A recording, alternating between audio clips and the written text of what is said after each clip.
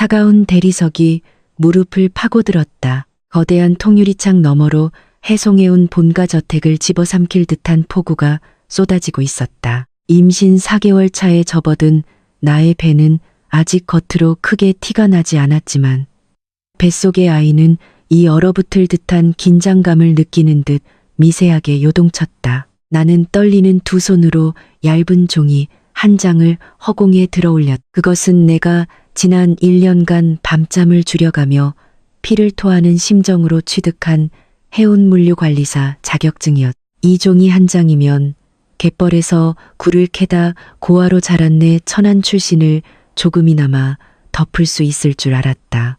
해송해운의 안주인이자 나의 시어머니인 배양란 회장에게 마침내 며느리로서, 아니 인간으로서 인정받을 수 있는 유일한 동아줄이라고 믿었다.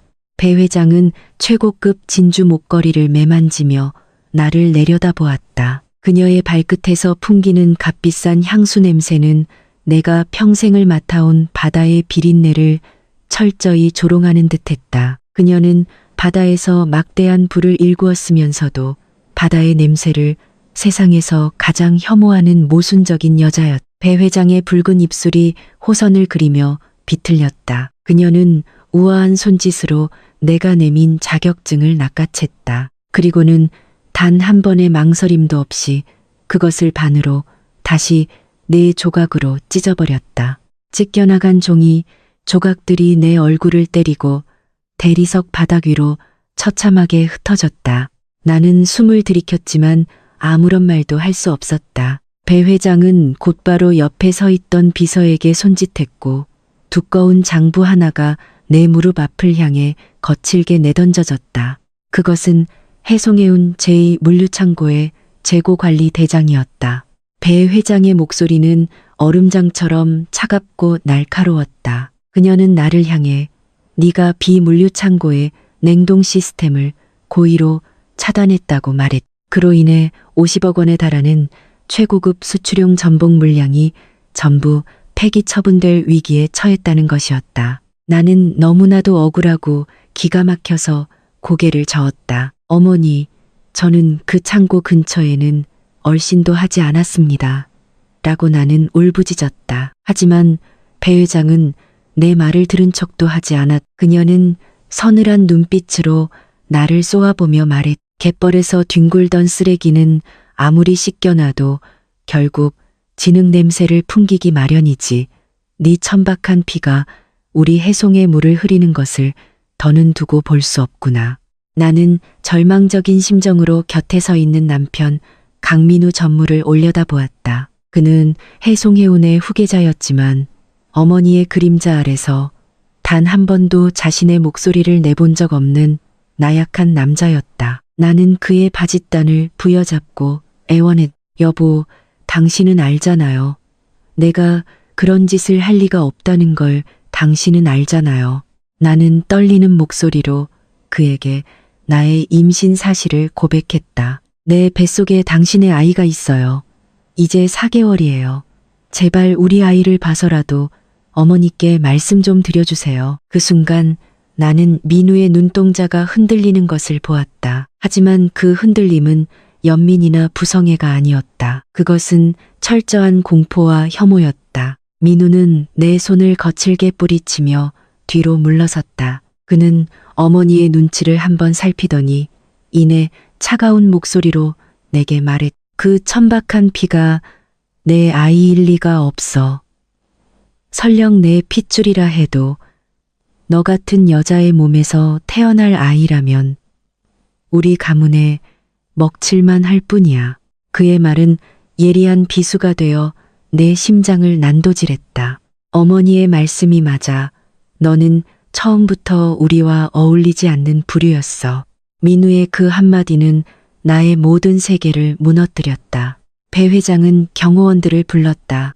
건장한 체격의 사내들이 내 양팔을 거칠게 붙잡아 올렸다. 나는 발버둥 치며 소리쳤지만 그들은 나를 짐짝처럼 질질 끌고 현관문 밖으로 향했다. 거대한 저택의 육중한 문이 열리고 살을 에이는 듯한 폭우가 내 몸을 덮쳤다. 경호원들은 나를 차가운 아스팔트 바닥 위로 내동댕이 쳤다. 나는 얇은 실내복 차림으로 빗속에 버려졌다. 지갑도 핸드폰도 심지어 겉옷조차 챙기지 못한 채였다. 뒤돌아본 저택의 창문 너머로는 배 회장과 민우가 나를 벌레 보듯 내려다보고 있었다. 그들의 실루엣이 멀어지며 저택의 문이 굳게 닫혔다. 나는 배를 감싸 안고 빗물인지 눈물인지 모를 액체를 흘리며 차가운 바닥에 웅크렸. 이것이 내가 믿었던 가족의 끝이었고 지옥의 시작이었다. 가진 것 하나 없이 쫓겨난 내가 향할 수 있는 곳은 부산항만 근처의 낡고 습한 옥탑방뿐이었다. 벽지에는 곰팡이가 슬어 있었고 밤이면 항구에서 불어오는 매서운 바닷바람이 얇은 창문을 뚫고 들어왔다. 하지만 나는 무너질 여유조차 없었다. 내 뱃속에는 하루가 다르게 자라나는 생명이 있었고 나는 이 아이를 지키기 위해 무슨 짓이든 해야만 했다. 임산부의 몸으로 구할 수 있는 일자리는 거의 없었다. 결국 내가 선택한 곳은 항구 구석에 자리한 거대한 수산물 가공 공장의 야간 작업반이었다. 그곳은 영하 20도를 밑도는 극한의 추위 속에서 밤새도록 냉동 생선을 분류하고 포장하는 지옥 같은 곳이었다. 공장의 문을 열고 들어설 때마다 폐부를 찌르는 암모니아 냄새와 얼어붙은 생선의 비린내가 진동했다. 나는 두꺼운 방한복을 겹겹이 껴입고 그 위에 고무장갑을 낀 채 작업 라인에 섰다. 컨베이어 벨트 위로 쏟아지는 꽁꽁언 고등어와 오징어들은 마치 돌덩이 같았다. 그 차가운 덩어리들을 쉴 새 없이 분류하다 보면 손끝의 감각은 이내 사라지고 뼈마디가 끊어질 듯한 고통이 밀려왔다. 배는 점점 불러왔지만 나는 두꺼운 옷으로 그것을 필사적으로 숨겼다. 악명 높은 작업반장은 임산부를 절대 고용하지 않았기 때문이다. 그는 툭하면 작업자들에게 욕설을 퍼붓고 조금이라도 속도가 느려지면 가차없이 임금을 깎아버리는 악독한 인간이었다. 야간 작업이 중반에 접어들면 허리와 골반이 끊어질 듯 아파왔다. 가끔 뱃속의 아이가 추위에 놀란 듯 발길질을 할 때면 나는 남몰래 배를 쓰다듬으며 속삭였다. 조금만 참아.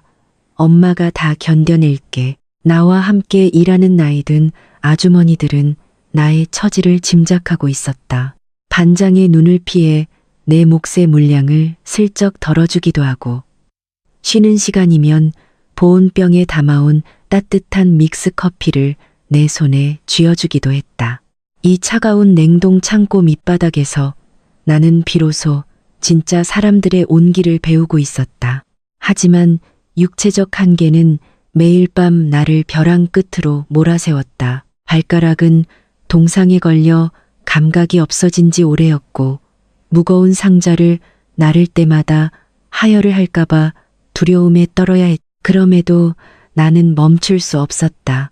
해송해운의 따뜻한 저택에서 나를 버린 그들을 떠올릴 때마다 내 가슴 속에서는 차가운 분노가 불타올랐기 때문이다. 시간은 무심하게 흘러 어느덧 임신 7개월 차에 접어들었다. 배는 이제 두꺼운 방한복으로도 숨기기 버거울 만큼 불러 있었다.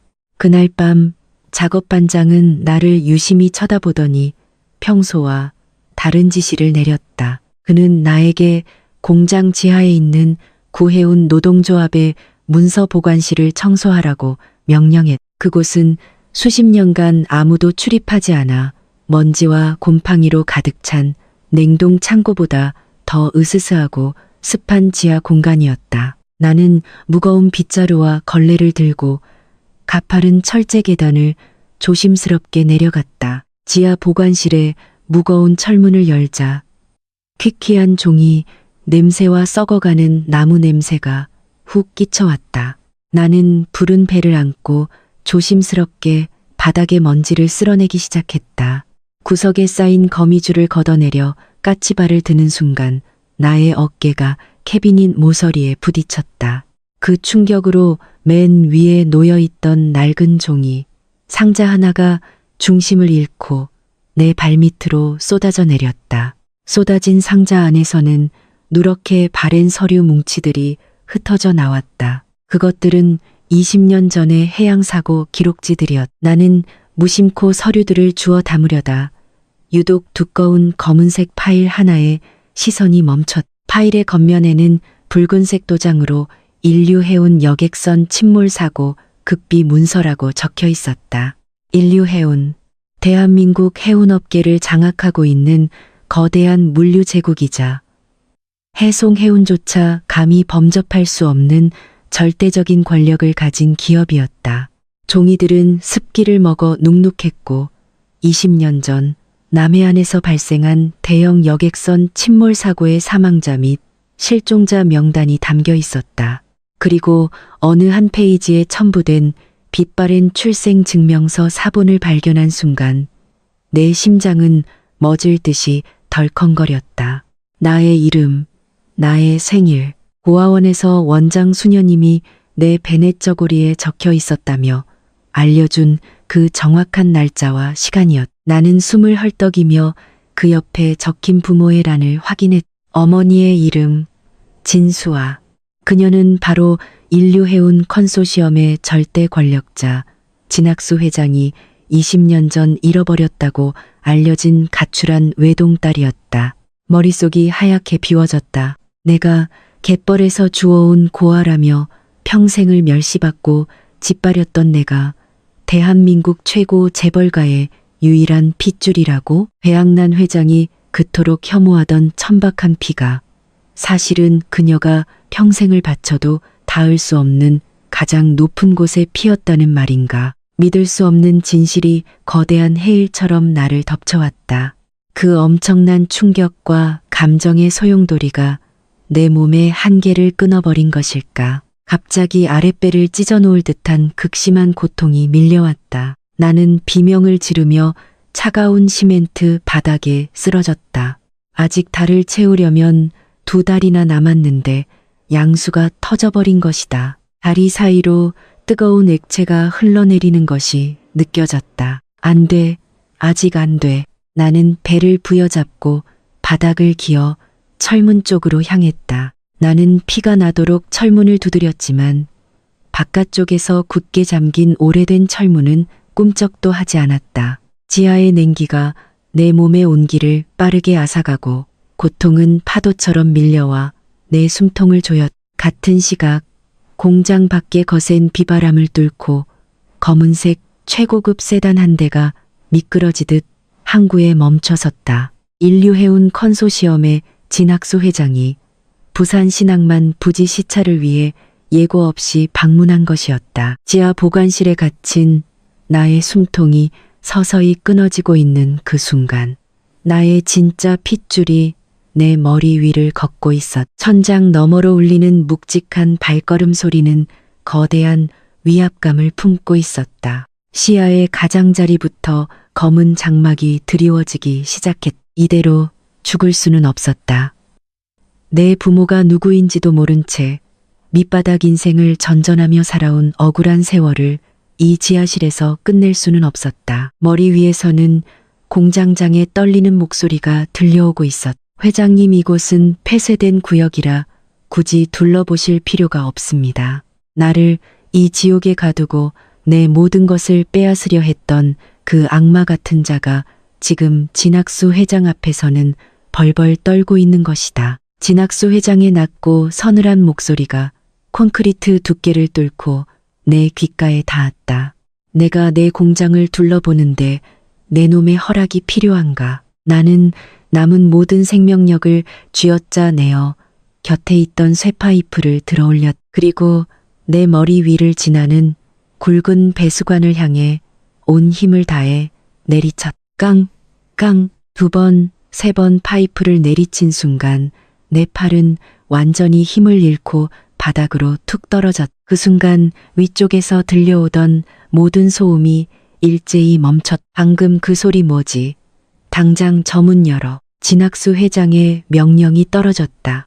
공장장은 열쇠를 잃어버렸다고 발악했지만 이내 육중한 철문이 뜯겨 나가는 굉음이 들렸다. 칠흑 같던 어둠 속으로 강렬한 손전등 불빛이 쏟아져 들어왔다. 누군가 급히 계단을 뛰어내려왔고 진학수 회장이 내 앞에 무릎을 굽히고 앉았다. 나는 흐려지는 의식 속에서도 본능적으로 내 목에 걸린 낡은 가죽끈을 꽉 움켜쥐었다. 경호원이 나를 부축해 일으키려 할 때 내 손에서 힘이 빠지며 펜던트가 바닥으로 떨어졌다. 찰그랑 작은 은빛 나침반이 진학수 회장의 구두코 앞에 멈춰섰다. 펜던트의 뒷면에는 해운 컨소시엄의 상징인 단 모양과 함께 진이라는 글자가 정교하게 새겨져 있었다. 그것은 20여 년 전 불의의 사고로 세상을 떠난 그의 외동딸, 즉 내 어머니가 직접 디자인하고 만들었던 세상에 단 하나뿐인 물건이었다. 진학수 회장의 차갑던 눈동자가 거칠게 흔들리기 시작했다. 그는 펜던트와 내 얼굴을 번갈아 보며 믿을 수 없다는 듯 중얼거렸다. 내 딸과 똑 닮았어. 네가 정녕 내 핏줄이란 말이냐. 나는 그 말을 끝으로 완전히 의식을 잃고 깊은 어둠 속으로 가라앉았다. 다시 눈을 떴을 때 나를 감싸고 있는 것은 부드러운 리넨 시트의 감촉이었다. 코끝에는 은은한 소독약 향기가 맴돌았고 내 귓가에는 희미하지만 생명력 넘치는 갓난아기의 울음소리가 들려왔다. 천천히 고개를 돌리자 쾌적한 VIP 병실 한편에서 은발을 단정하게 빗어넘긴 진학수 회장이 인큐베이터 너머로 작은 생명을 애틋하게 바라보고 있었다. 내가 깨어난 것을 확인하자 그는 다가와 굳게 다물고 있던 입술을 열었다. 정신이 드느냐? 걱정 마라. 아이는 무사하다. 조금 일찍 세상의 빛을 보았지만 진씨 가문의 핏줄답게 아주 건강해. 그의 목소리에는 지하실에서 들었던 서늘함 대신 묘한 온기가 섞여 있었다. 그는 내게 은빛 나침반 펜던트를 내밀며 과거의 진실을 이야기해 주었다. 20년 전 내 어머니는 내부의 배신자들에 의해 조작된 사고로 목숨을 잃었고 갓난아기였던 나는 보육권 앞에 버려졌다. 나를 지하실에 가둔 공장장은 과거 어머니를 배신했던 세력의 잔당이었고 내 펜던트를 보고 정체를 눈치채 죽이려 했던 것이다. 그 버러지 같은 놈들은 어떻게 되었습니까? 내 목소리는 갈라졌지만 뚜렷한 살기가 담겨 있었다. 진학수 회장은 내 눈빛을 보며 만족스러운 미소를 지었다. 공장장 놈들은 이미 처리했다. 그들이 누리던 지위, 재산까지 모조리 짓밟아 버렸다. 이제 네가 선택할 차례다. 숨어서 편하게 살 것인지 아니면 내 옆에 서서 이 거대한 바다를 통치하는 법을 배울 것인지. 대답은 이미 정해져 있었다. 나는 억지로 상체를 일으켜 세우며 그의 눈을 똑바로 마주 보았다. 바다를 통치하는 법을 가르쳐 주십시오, 할아버지. 진학수 회장은 크게 고개를 끄덕였다. 좋다. 오늘부터 너는 진씨 가문의 유일한 후계자 진서윤이다. 그날 이후 내 삶은 완벽하게 뒤바뀌었다. 밑바닥에서 구르며 익혔던 생존 본능 대신 나는 최고급 맞춤 정장을 입고 사람의 심리를 조종하고 적을 무자비하게 짓밟는 제왕의 학문을 배웠다. 수개월의 시간이 흐르는 동안 나는 컨소시엄 내부를 완벽하게 장악했다. 그리고 나의 칼끝은 당연히 나를 벼랑 끝으로 밀어냈던 해송해운을 향했다. 나는 인류해운의 막강한 자본력으로 해송해운의 주요 거래처들을 하나둘 끊어버렸고 그들의 숨통을 조이는 만기 부채를 모두 매입해 한 번의 상환을 압박했다. 불과 반년 만에 오만방자했던 해송해운은 파산 직전의 위기에 몰렸다. 어느 비 내리는 밤 배학란 회장과 강민우가 나를 찾아와 저택의 차가운 대리석 바닥에 무릎을 꿇었다. 서윤아, 아니 본부장님. 제발 우리 혜송을 한 번만 살려주게. 네 아이의 아빠지 않니? 과거 내 자격증을 찍고 나를 벌레 보듯 쫓아냈던 배 회장의 그 오만함은 온데간데 없었다. 강민우 역시 바닥에 머리를 조아리며 찌질하게 눈물을 쏟아냈다. 나는 단 한치의 동요 없이 그들 앞에 서서 과거 배 회장이 내게 지었던 차가운 미소를 똑같이 지어주었다.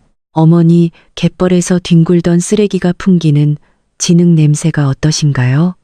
제 아이는 그쪽 핏줄이 아니라 대한민국 바다를 지배하는 인류 해운의 유일한 상속자입니다. 나는 경호원들을 불러 그들을 매서운 빗속으로 내동댕이 쳤. 1년 전 그들이 얇은 실내복 차림의 임산부였던 나에게 했던 그 지옥을 똑같이, 아니 수백 배로 돌려준 것이다. 어느덧 1년이라는 시간이 더 흘렀다. 오늘은 인류해운 컨소시엄의 새로운 글로벌 물류센터 착공식이 열리는 날이었다. 거울 앞에 선 여자는 더 이상 부두를 전전하며 하혈을 두려워하던 비참한 노동자가 아니었다. 날카로운 눈빛과 우아한 카리스마를 가진 완벽한 포식자의 모습이었다. 행사장에 도착하자 수많은 취재진의 플래시 세례가 쏟아졌다. 단상 중앙에는 진학수 회장이 버티고 서 있었고 그 뒤로는 유모가 안고 있는 나의 아들이 방긋 웃고 있었다. 나는 마이크 앞에 서서 수많은 사람들의 시선을 한 몸에 받으며 천천히 입을 열었다. 오늘 우리는 새로운 항해를 시작합니다. 바닷바람이 내 머리카락을 흩날렸지만 내 시선은 한치의 흔들림도 없이 수평선 너머를 향하고 있었다. 지하실의 짙은 어둠 속에서 죽음을 기다리던 버려진 핏줄은 이제 완벽하게 부활했다. 나는 진학수 회장의 유일한 손녀이자 이 거대한 해운 제국의 새로운 지배자다. 나의 바다에 더 이상의 자비는 없을 것이다.